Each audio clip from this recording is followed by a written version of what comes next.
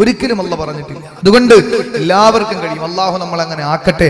അല്ലാഹു നമ്മുടെ പ്രവർത്തനങ്ങൾ സ്വാലിഹീങ്ങളുടെ പ്രവർത്തനങ്ങളാക്കി അല്ലാഹു മാറ്റി അനുഗ്രഹിക്കുമാറാകട്ടെ. അത് കഴിഞ്ഞാൽ ദാഹിച്ചുകൊണ്ട് മരണപ്പെടുമ്പോൾ റൂഹ് പിടിക്കുമ്പോൾ വല്ലാത്ത വേദനയാണ്, തീർന്നില്ല. രണ്ടാമത്തെ ഘട്ടത്തിൽ മരിക്കുന്ന സമയത്തുള്ള മൂന്നാമത്തെ ശിക്ഷ, മൂന്നാമത്തെ പാരിതോഷികമേരാ. അല്ലാഹുവിന്റെ റസൂൽ പറയുന്നു, യഖാഫു അലൈഹി മിൻ സവാലിൽ ഈമാൻ, യഖാഫു അലൈഹി മിൻ സവാലിൽ ഈമാൻ. ഈമാൻ ഊരപ്പെട്ടു പോകുന്നതിന് അവന് ഭയപ്പെട്ടു കൊള്ളട്ടെ. ഈമാൻ ഊരപ്പെട്ടു പോകുന്നതിനെ അവന് ഭയപ്പെട്ടു കൊള്ളട്ടെ എന്ന് അല്ലാഹുവിന്റെ റസൂൽ നബി മുഹമ്മദ് മുസ്തഫ. എന്റെ സഹോദരങ്ങളെ, മുസ്ലിമായി ജനിച്ച് അൽഹംദുലില്ലാ ആരും ആവശ്യപ്പെട്ട് അല്ലാഹ് തന്നതല്ല. ലൂത്ത് നബിയുടെ ഭാര്യക്കോ നൂഹ് നബിയുടെ പൊന്നുമോനോ നബി തങ്ങളുടെ മൂട്ടാപ്പയ്ക്കോ അല്ലാഹ് കൊടുക്കാത്ത ഏറ്റവും വലിയ അമൂല്യമായ ഒരു സ്വത്തല്ലേ അല്ലാഹു തന്നത് ഈമാൻ. ഈമാൻ എന്ന് പറയുന്ന അമൂല്യമായ സ്വത്ത് അല്ലാഹു നമുക്ക് നൽകിയിരിക്കാം. എന്നാൽ അത് നഷ്ടപ്പെട്ടു പോകാൻ നമ്മൾ സൂക്ഷിക്കണം. നിസ്കാരം ഇല്ലാത്തവർ ഈമാൻ ഇല്ലാതെ മരണപ്പെട്ടു പോകുമെന്ന് നബി മുഹമ്മദ് മുസ്തഫ. എന്റെ സഹോദരങ്ങളെ, ഇത്രത്തോളം പ്രാമുഖ്യമുള്ള ഒരു ഇബാദത്ത് വേറെ ഏതാ? ഏറ്റവും കൂടുതൽ ഒരു ഇബാദത്തിന് അല്ലാഹു പ്രാധാന്യം കൊടുക്കുമ്പോൾ ആ ഇബാദത്തിന് എത്രത്തോളം പ്രാധാന്യമല്ല കൊടുക്കോ അത്രത്തോളം ആനുകൂല്യമല്ല കൊടുക്കും. ആനുകൂല്യമല്ല കൊടുക്കും. സക്കാത്ത് നിന്റെ കയ്യിൽ ഉണ്ടെങ്കിൽ നീ കൊടുത്താൽ മതി പൈസ. ഹജ്ജിന് നിനക്ക് കഴിവുണ്ടെങ്കിൽ പോയാൽ മതി. നോമ്പ് നിനക്ക് കഴിവുണ്ടെങ്കിൽ പിടിച്ചാൽ മതി. നിസ്കാരം അങ്ങനെയല്ല. നിനക്ക് യാത്ര പോകണം, എന്നാൽ അതിനുള്ള മാർഗം അല്ലാഹുവിന്റെ റസൂൽ പഠിപ്പിച്ചു. നിന്ന് നിസ്കരിക്കാൻ നിനക്ക് കഴിവില്ല, ഇരുന്ന് നിസ്കരിക്കോ. അതിന് കഴിവില്ലെങ്കിൽ കിടന്ന് നിസ്കരിച്ചോ. എന്തായിരുന്നാലും നിന്റെ ബുദ്ധി അവശേഷിക്കുന്നിടത്തോളം കാലം നിസ്കാരത്തിൽ നിന്ന് മാറി നിൽക്കാൻ നിനക്ക് കഴിയില്ല. എന്റെ പ്രിയപ്പെട്ട സഹോദരങ്ങളെ, ആനുകൂല്യം ഏറ്റവും കൂടുതലുള്ള ഒരു ഇബാദത്താണ് നിസ്കാരം. എന്തുകൊണ്ടാണ്? അതിന് ഏറ്റവും കൂടുതൽ ഗൗരവമുള്ളതിന്റെ പേരിലാണ്. അതുകൊണ്ട് ഈമാൻ നഷ്ടപ്പെട്ടു പോകാൻ നമ്മൾ കാത്തു സൂക്ഷിച്ചോ. അള്ളാഹു നമുക്ക് മൂമിനായി മരിക്കാൻ തൗഫീഖ് നൽകി അനുഗ്രഹിക്കുമാറാകട്ടെ. എങ്കിൽ നമ്മൾ നിസ്കാരത്തെ നമ്മൾ മുറുകെ പിടിക്കണം. അള്ളാഹു അനുഗ്രഹിക്കട്ടെ. അത് കഴിഞ്ഞാ ചുരുക്കി പറയുകയാണ്, അത് കഴിഞ്ഞാ മനുഷ്യന് മരണപ്പെട്ടു. ആ മനുഷ്യൻ ഈമാനില്ലാതെ മരണപ്പെട്ടു. അവനെ നേരെ താങ്ങിയെടുത്തതാ പള്ളിക്കാട്ടിൽ കൊണ്ടുപോയി. 3 കഷണം തുണിയിൽ പൊതിഞ്ഞ് 3 കെട്ടും കെട്ടിയിട്ട് 6 കാലുള്ള കട്ടിലെടുത്ത് കിടത്തിയിട്ട് പള്ളിക്കാട്ടിൽ കൊണ്ടുപോയി 6 അടി മണ്ണിലേക്ക് ഇറക്കി വെച്ച് അവന്റെ സഹോദരങ്ങള് അവിടെ നിന്ന് 2 കാല് ചുവടങ്ങോട്ട് വെച്ച് മാറിപ്പോകുമ്പോ അതാ കടന്നു വരികയാണ്. ആരാണ്? അല്ലാഹുവിന്റെ റസൂല് പറഞ്ഞല്ലോ, ആ ഖബറിൽ ഇന്റർവ്യൂവിന് വേണ്ടി മലക്കുകൾ വരുമത്രേ. അവിടെയാണ് യഥാർത്ഥ ജീവിതം തുടങ്ങുന്നത്. അവിടെ വെച്ചാണ് ജീവിതം തുടങ്ങുന്നത്. അതുവരെ ഇതിപ്പോ നമ്മുടെ ജീവിതമല്ല, ഒരു പരിശീലനമാണ്. നമ്മൾ ജീവിക്കാൻ തുടങ്ങുന്നത് ഖബറിലാണ്. എന്റെ പ്രിയപ്പെട്ടവരെ, ആ ഖബറിൽ അല്ലാഹുവിന്റെ റസൂൽ പറയുന്നു, ഒന്നാമതായിട്ട് നിസ്കാരപ്പനസാരവൽക്കരിച്ചവർക്ക് അല്ലാഹു കൊടുക്കുന്നത് 3 ശിക്ഷകളാണ് ഖബറിൽ കൊടുക്കുന്നത്. 3ാമത്തെ ഘട്ടമാണ്. അതിൽ 1ാമത്തെ ഏതെന്നറിയോ? യലീഖു അലൈഹി സുആലു മുൻകരിൻ വനകീർ. മുൻകർ നകീറിന്റെ ചോദ്യത്തെ അല്ലാഹു തആല മറുപടി കൊടുക്കാൻ കഴിയാതെ ഇടുക്കമാക്കി കളയുന്നതാണ്. മുൻകർ നകീറിന്റെ ചോദ്യത്തിന് മറുപടി കൊടുക്കാൻ കഴിയാതെ അവന്റെ ഖബറിൽ അല്ലാഹു തആല ചോദ്യങ്ങൾ ഇടുക്കമാക്കി കൊടുക്കുമെന്ന് പറഞ്ഞാൽ അവന് മറുപടി കൊടുക്കാൻ പറ്റൂല. ഈ മറുപടി കൊടുത്താലല്ലാതെ അവിടെ നിന്ന് രക്ഷപ്പെടാൻ ആർക്കും കഴിയില്ല. ഈ മറുപടി കൊടുക്കാതെ ഒരാൾക്ക് പോലും രക്ഷപ്പെടാൻ കഴിയില്ല. ഇവിടെ എന്തൊക്കെ പഠിച്ചു വെച്ചാലും എന്തൊക്കെ നമ്മൾ ചെയ്താലും മുൻകർ നകീർ ചോദിക്കുമ്പോൾ അതിന് മറുപടി കൊടുത്താൽ മാത്രം നമ്മൾ രക്ഷപ്പെടും. ഇല്ലെങ്കിലോ ഒരിക്കലും രക്ഷപ്പെടൂല. എന്റെ സഹോദരങ്ങളെ, വേറെ എവിടെ നമ്മൾ കൂട്ടത്തിന് ആളുണ്ട്. ഉസ്മാൻ തങ്ങൾ കരഞ്ഞത് ഏറ്റവും കൂടുതൽ ഖബറിനെ പറ്റി കേൾക്കുമ്പോഴാണ്.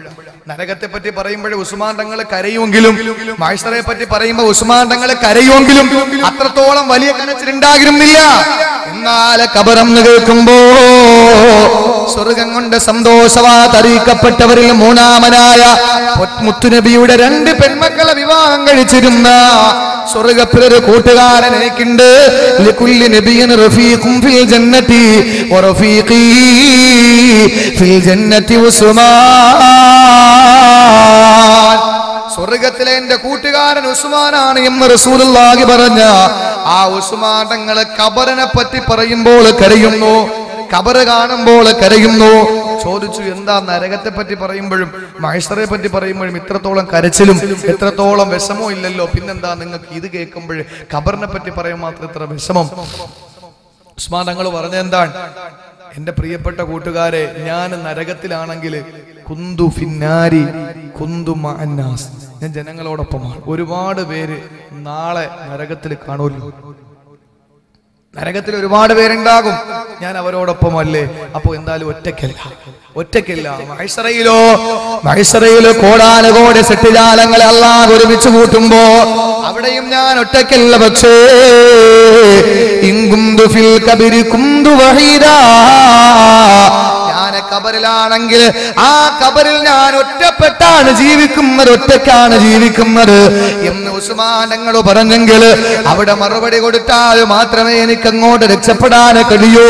അവിടെ പരാജയപ്പെട്ടു പോയാൽ പിന്നെ ഞാൻ പരാജയത്തിലാണ് എന്ന് ഓർത്തുകൊണ്ട് ഉസ്മാൻ തങ്ങൾ കരഞ്ഞെങ്കിൽ എന്റെ സഹോദരങ്ങളെ, ഉസ്മാൻ ഇബ്നു അഫ്ഫാൻ റളിയല്ലാഹു അൻഹു പറഞ്ഞത് അവിടെ രക്ഷപ്പെട്ടാൽ പിന്നെ രക്ഷപ്പെട്ടു എന്നാണ്. അവിടെ വാക്കാണ് ഉദ്ധരിച്ചത്. അല്ലാഹുവിന്റെ റസൂൽ പറയുന്നു, അവിടെ രക്ഷപ്പെട്ടാൽ ബാക്കിയുള്ള കാര്യങ്ങൾ ഓക്കെ, അവിടെ പരാജയപ്പെട്ടു പോയാൽ തീർന്നു, അവിടെ പരാജയപ്പെട്ടു പോയാൽ തീർന്നു. എന്റെ സഹോദരങ്ങളെ, അതിന് നമുക്കവിടെ മറുപടി കൊടുക്കാൻ കഴിയണം. ആ മറുപടി ഒരു മനുഷ്യന് ഇടുക്കമാക്കപ്പെടുന്നത് എപ്പോഴാണ്? നിസ്കാരത്തെ അവന് ഗൗനിക്കാതിരിക്കുമ്പോഴാണ്. അതാണ് ഖബറിലെ ഒന്നാമത്തെ ശിക്ഷയെങ്കിൽ. രണ്ടാമത്തെ ശിക്ഷ അല്ലാഹുവിന്റെ റസൂൽ പറയുന്നു, തസ്തദ്ദു അലൈഹി ളുൽമത്തുൽ ഖബരി,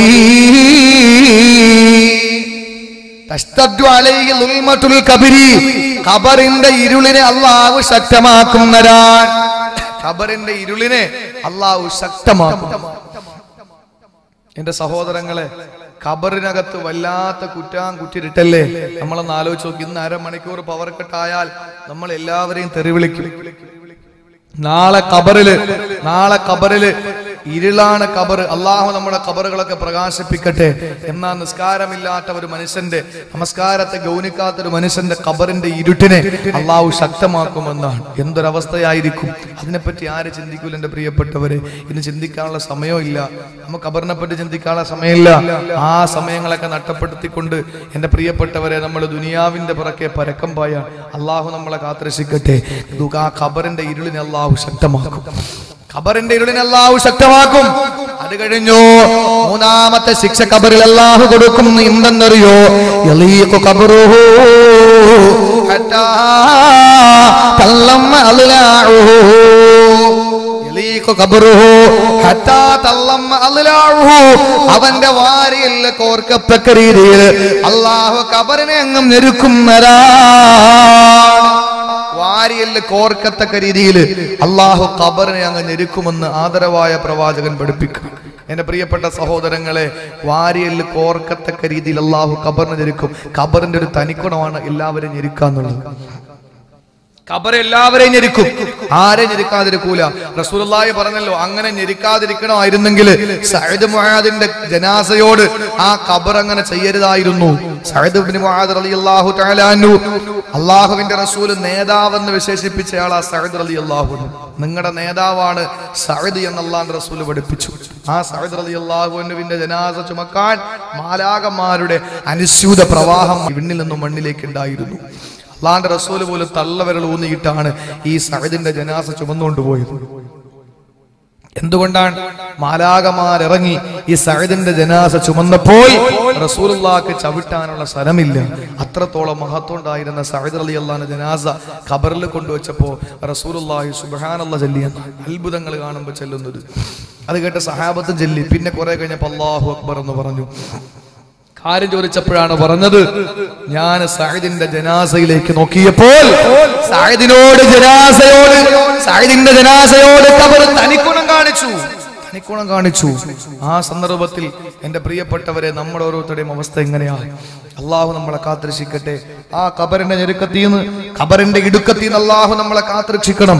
അതിന് നമ്മൾ ചെയ്യേണ്ടത് നിസ്കാരത്തെ മോശമായിട്ട് നമ്മൾ കാണാൻ പാടില്ല.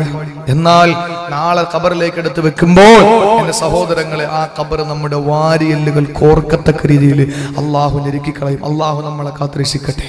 ആ അവസ്ഥയിൽ തൊട്ട് അള്ളാഹു നമ്മളെ കാക്കട്ടെ. ഇനിയുള്ളത് ആഖിറത്തിലുള്ള 3 ശിക്ഷകളാണ്.